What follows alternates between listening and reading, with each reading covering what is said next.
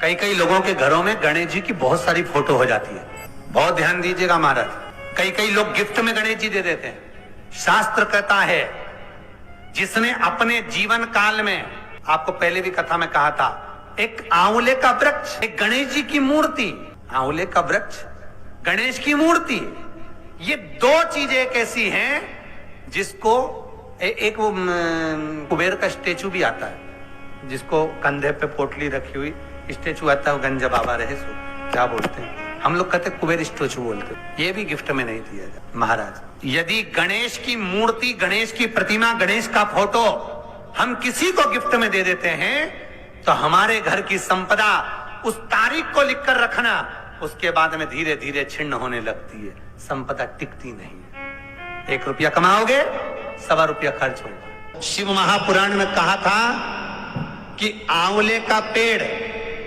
किसी को दान नहीं दिया जाता। आंवले का वृक्ष किसी को देना नहीं चाहिए। हाँ, कहीं जाकर लगाना हो तो आप खुद जाकर लगा दो।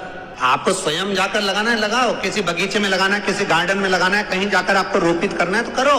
आंवले का वृक्ष उठाकर किसी को दान नहीं दिया जाता। इसलिए हिंदू धर्म में जब आंवला नवमी का उद्यापन होता है तो आंवला नवमी के उद्यापन में आंवले का चांदी का वृक्ष बनाया जाता है विष्णु पुराण के हिसाब से।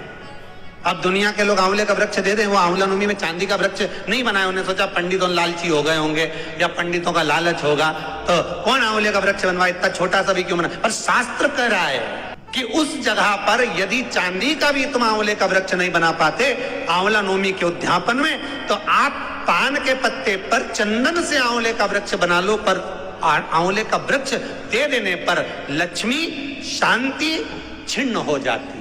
उस घर में क्लेश मचना प्रारंभ हो जाता है, अशांति होती है। कुछ मांगने का भी तरीका होता है कि भगवान से हम क्या मांगे, कुछ लेने का भी तरीका होता है कि भगवान से हम क्या लें, कुछ देने का भी तरीका होता है कि हम दे क्या, हमारी प्रधानता क्या हो।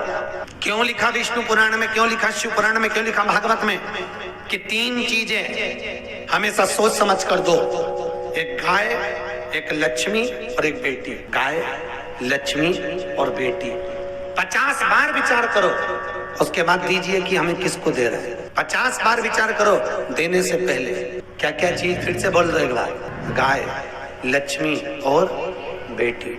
गौ माता को देने से पहले विचार करना कि गाय हम किसी भी ऐसे ब्राह्मण को तो नहीं दे रहे जिसके यहाँ खुद की रहने की जगह नहीं है। अगर हम ऐसे ब्राह्मण को दे दें और ब्राह्मण उस गाय को ले ले, सोने के सींग, चांदी के खुर के चक्कर में, बाल्टी साड़ी के चक्कर में, जब तक दूध दी गाय ने तब तक ब्राह्मण ने रखी, फिर उसने बेच दी। बेच के तीसरे के पास, चौथे के पास बिकते बिकते बिकते वो कसाई के पास चली गई। और बाद में जब कसाई के घर में गाय को कटा तो गाय ने ब्राह्मण को बद्दुआ नहीं दी, जिसने संकल्प दिया था बद्दुआ उसको दी, बद्दुआ उसको दी है।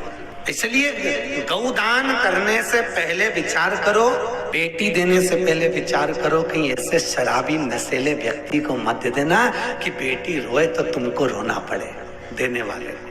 और लक्ष्मी देने से पहले विचार करो कि जिसके कटोरे में दे रहे हो ये कहीं मदिरा पान में, वेश्यावृत्ति में, जुए में, मांसाहार में लगा तो नहीं रहा। अगर गौ माता गलत जगह चली जाए तो देने वाले को रोना पड़ता है, बेटी गलत जगह चली जाए तो कन्यादान करने वाले को रोना पड़ता है, और अगर लक्ष्मी किसी गलत जगह चली जाए तो दान करने वाले को रोना पड़ता है। 50 बार विचार करिए देने से पहले किसको दे रहे हैं।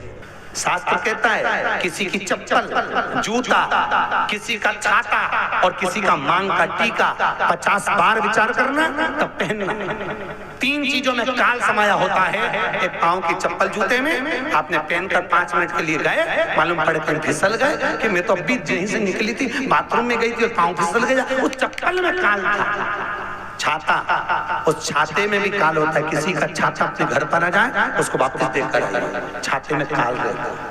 और मांग का टीका, हर किसी का मांग का टीका नहीं पहनना चाहिए। ना जाने कौन सा मांग का टीका कब उतरा है, किस घड़ी में उतरा है, और तुमने अपनी मांग में सजा लिया तो मालूम पड़े जिंदगी भर के लिए उतर गया। मांग का टीका, जूता, चप्पल और छाता 50 बार विचार करना तब जाकर धारण करना, ठीक नहीं।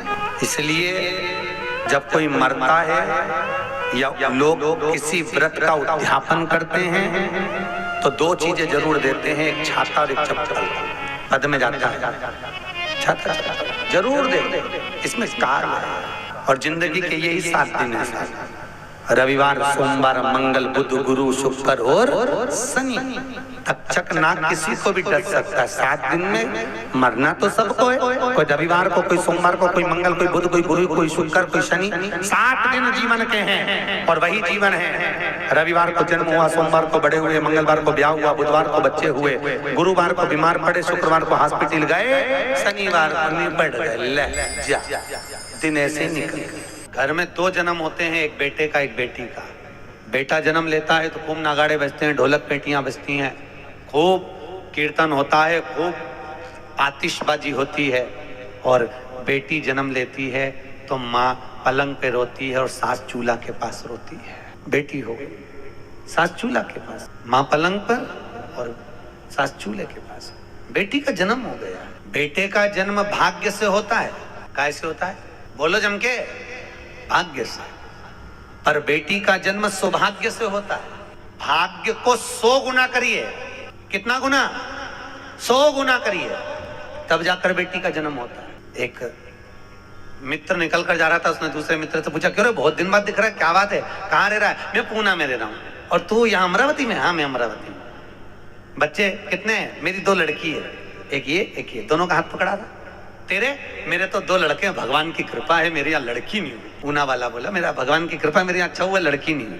तो उसने पूछा लड़की नहीं हुई इससे मतलब क्या? अरे अच्छा हुआ लड़की नहीं हुई, लड़की हो जाती माँ बाप ध्यान रखना पड़े, कॉलेज जाए, स्कूल जाए, छोड़ने जाओ, यहाँ जाओ, वहां जाओ। लड़का हो गया, कहीं पे भी जाए, अपने क्या करना।